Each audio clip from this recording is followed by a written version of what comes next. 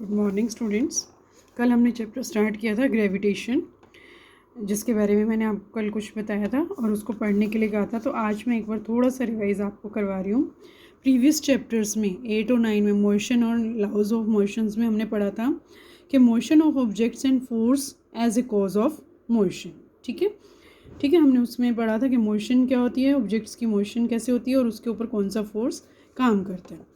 We oftenly observe that an object dropped from a height falls towards the earth। हम commonly ये observe करते हैं कि कोई भी ऑब्जेक्ट अगर हम कुछ सर्टेन हाइट से उसको गिराते हैं नीचे, तो वो नीचे ही आती है, अर्थ की तरफ ही आती है, कभी भी वो ऊपर की तरफ नहीं जाती। The planets move around the sun and so our earth also but we do not fall. जो प्लैनेट्स हैं वो सन के चारों तरफ घूमते रहते हैं और हमारी अर्थ भी कॉन्टीन्यूसली मूव करती रहती है, लेकिन हम कभी भी गिरते नहीं हैं। क्यों नहीं गिरते? Moon goes around the earth but it also do not fall. जो मून है वो भी अर्थ के चारों तरफ घूमता रहता है, लेकिन ये भी कभी नहीं गिरता। तो इसके लिए क्या है, when one day Newton was sitting under the tree an apple fell on him. ठीक है, एक दिन ये कहाँ से हमें ऑब्जर्वेशंस मिली इसकी कि जो न्यूटन जो था वो एक दिन पेड़ के नीचे बैठा था, तो एक सेब उसके ऊपर गिरी। If earth can attract an apple towards then why it will not moon, why it not moon. अगर अर्थ एप्पल को अपनी तरफ अट्रैक्ट कर सकती है तो मून को क्यों नहीं करती? तो उसने इस चीज़ के बारे में रिसर्च की, ऑब्जर्व किया। He concluded that some force is responsible for this. कोई ऐसा फोर्स है जो मून को अपने प्लेस पे रखता है और एप्पल को नीचे गिरा रहा है। मीन्स कोई चीज़ ऊपर से गिर रही है तो वो नीचे आ रही है, but moon and planets are on their position continuously. It means that all objects in the universe attract each other, and this force of attraction between these objects is called the gravitational force। इसका मतलब है कि universe में जितनी भी objects हैं वो सब एक दूसरे को अपनी तरफ अट्रैक्ट करती हैं, और इस फोर्स को कौन से फोर्स से अट्रैक्ट करती हैं? By the gravitational force। So the force is present between any two objects in the universe is called the gravitation or gravitational force। तो यूनिवर्स के अंदर दो ऑब्जेक्ट्स के बीच में, किन्हीं भी दो ऑब्जेक्ट्स के बीच में जो फोर्स प्रेजेंट है, दैट इज़ द ग्रेविटेशन और gravitational force. Newton termed as universal law of gravitation, और जो न्यूटन था उसने इसको यूनिवर्सल लॉ ऑफ ग्रेविटेशन का नाम दिया।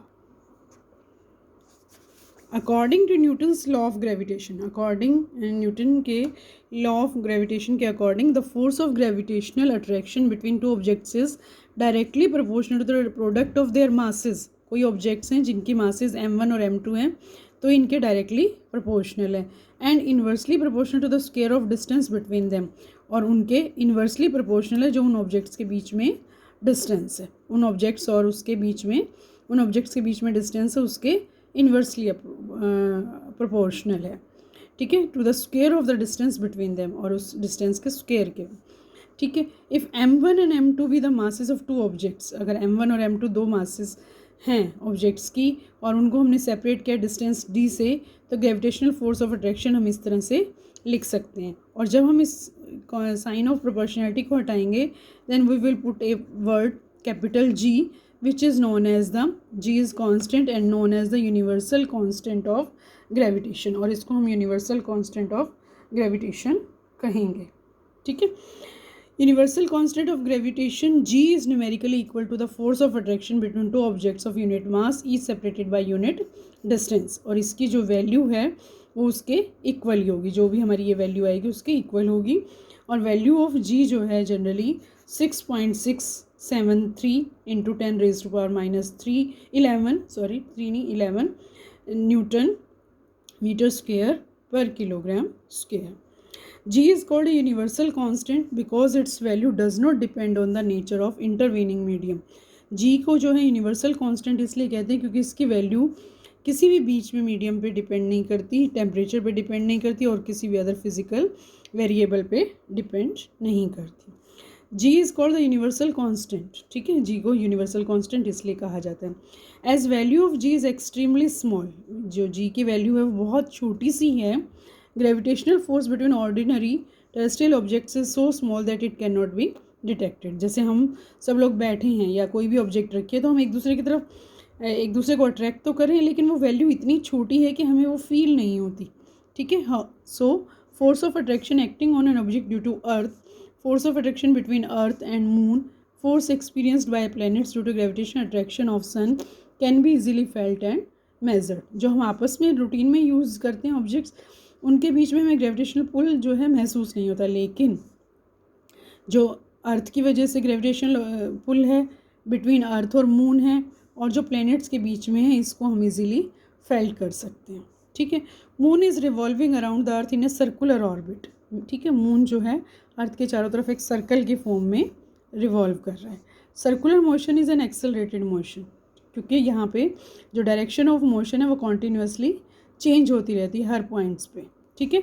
इन accordance with Newton second law of motion a force is needed for circular motion. Second law के अकॉर्डिंग, न्यूटन के सेकेंड लॉ के अकॉर्डिंग एक फोर्स चाहिए होता है सर्कुलर मोशन के लिए, and this force is known as centripetal force, ठीक है।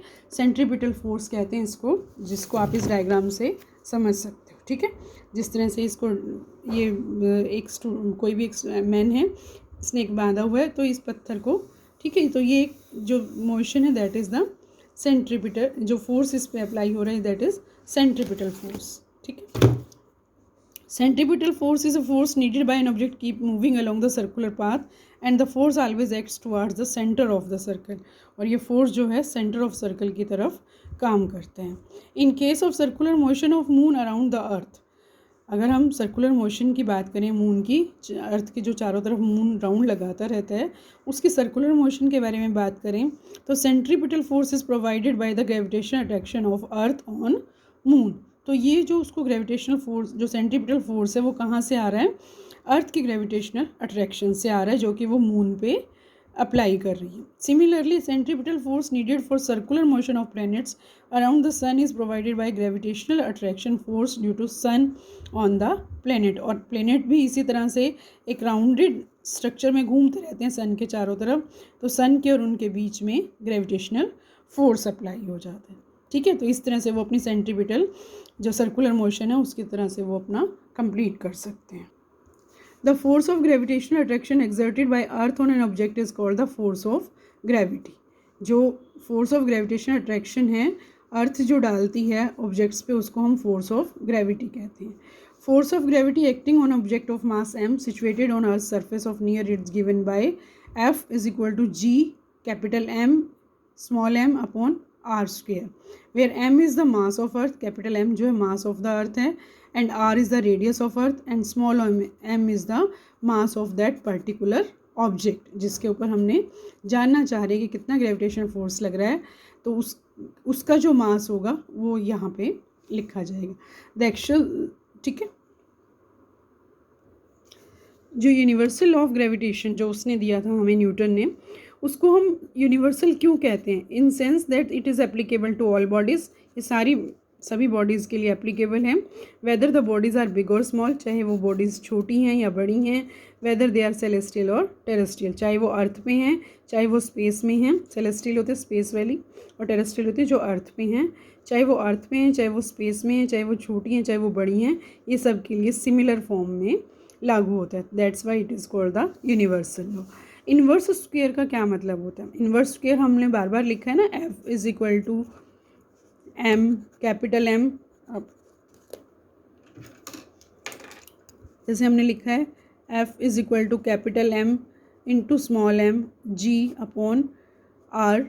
तो ये इन्वर्सली जो है, इन्वर्स स्क्वेयर जो हमने लिखा है, इसका मीनिंग है कि अगर हम D को, इसको R को, D और R को अगर हम बिगर करते हैं 6 से बढ़ाते हैं, तो F की जो वैल्यू है वो 1/36 गुना से, 6 को 6 गुना से करेंगे तो 1/36 टाइम्स जो है छोटी हो जाएगी। इन्वर्स स्क्वायर का मतलब ये है, ठीक है। Now importance of universal law of gravitation. Universal law of gravitation की इम्पोर्टेंस क्या है? The force that bind us to the earth, इसी फोर्स की वजह से हम अर्थ पे रह सकते हैं। The motion of the moon around the earth, earth के चारों तरफ मून मोशन कर सकता है। The motion of planets around the sun, जो प्लैनेट्स हैं वो सन के चारों तरफ चक्कर लगाते हैं। And the tides due to sun and due to moon and the sun, और जो टाइड फॉर्मेशन होती हैं ओशियंस के अंदर, हाई टाइड और लो टाइड्स बनती हैं, that is because of the gravitation. अब नेक्स्ट टॉपिक जो हमने करना है that is free fall. Free fall क्या होता है? We have learn that the earth attracts object towards it. ठीक है, हमने ये अभी पढ़ा कि अर्थ चीज़ों को अपनी तरफ खींचती है, क्योंकि कोई भी ऑब्जेक्ट जब भी हमारे हाथ से छूट जाती है या ऊपर से गिरती है तो वो हमेशा अर्थ की तरफ ही आती है, लैंड की तरफ ही आती है। ऐसा क्यों होता है? वो आप ऊपर क्यों नहीं चली जाती? Because of the gravitation. When ever objects fall towards earth under this force alone, जब कोई ऑब्जेक्ट सिर्फ ग्रेविटेशनल फोर्स की वजह से नीचे गिरती है, we say the objects are in free fall, तब हम कहते हैं कि वो ऑब्जेक्ट फ्री फॉल है। ठीक है, और उसकी वेलोसिटी में कोई चेंज आता है। While falling there is no change in the direction of motion of the objects. जब इस तरह से कोई ऑब्जेक्ट गिरती है तो उसकी डायरेक्शन में कोई चेंज नहीं आता, but due to the earth's attraction there will be change in the magnitude of the velocity. लेकिन अर्थ की ग्रेविटेशन की वजह से, अर्थ के अट्रैक्शन की वजह से उसकी वेलोसिटी की मैग्नीट्यूड में कुछ चेंज आ जाता है। Any change in velocity involves acceleration. कोई भी चेंज होता है वेलोसिटी में तो उसको हम एक्सेलरेशन मानते हैं। Whenever an object falls towards earth an acceleration is involve. जब भी कोई ऑब्जेक्ट ऊपर से नीचे गिरेगी, अर्थ की तरफ आएगी, तो एक एक्सेलरेशन उसमें प्रोड्यूस हो जाएगा। This acceleration is due to the earth's gravitational force, और ये जो एक्सेलरेशन है ये ग्रेविटेशनल फोर्स की वजह से होगा। Therefore this acceleration is called the acceleration due to gravitational force of the earth, और इसीलिए इस एक्सेलरेशन को हम कहेंगे एक्सेलरेशन ड्यू टू ग्रेविटी, और इसीलिए हम इसको एक्सेलरेशन ड्यू टू ग्रेविटी कहेंगे। It is denoted by g, इसको हम स्मॉल जी से डिनोट करते हैं। The unit of g is same as that of acceleration, that is metre पर सेकेंड स्क्वायर। जो एक्सेलरेशन ड्यू टू ग्रेविटी का जो यूनिट है वो भी यही रहेगा जो कि एक्सेलरेशन का है, क्योंकि वो एक्सेलरेशन उसमें ग्रेविटी की वजह से प्रोड्यूस हुआ है। ठीक है, कोई भी ऑब्जेक्ट नीचे आ रही है उसमें जो एक्सेलरेशन प्रोड्यूस हुआ है वो that is because of the gravitational force, that's why it is called acceleration due to gravity. और उसकी वैल्यू भी वही रहेगी जो एक्सेलरेशन की होती है, मीटर पर second square. We know that from the second law of motion the force is the product of mass and acceleration. हमने सेकेंड लॉ ऑफ मोशन पढ़ा था जिसमें फोर्स जो है F is equal to m into a होता है। Let the mass of stone a in activity b. ठीक है, सपोज करो किसी भी कोई भी हमने एक एक्टिविटी की जिसमें मास ऑफ स्टोन जो है m है। ठीक है, दिखाई दे रहा है बच्चों आपको ये, जिसमें मास ऑफ स्टोन जो है m है। ठीक है, we already know that there is acceleration involved in falling of object, और एक एक्सेलरेशन बनेगा, acceleration due to gravity. Therefore the magnitude of gravitational force F will be equal to the F की value क्या हो जाएगी? F की value हो जाएगी m इंटू जी। ठीक है, ये लिखा हुआ है इसमें। इक्वेशंस को अगर हम दोनों इक्वेशंस को करें, F is equal to g m upon d2 था, और एक हमने निकाली m इंटू जी। अगर हम इन दोनों को इक्वल कर दें तो हमारे पास ये वैल्यू आ जाएगी, और अगर हम g की वैल्यू को निकालना चाहें तो m इससे m कैंसिल आउट हो जाएगा। g is equal to capital G into m upon d square.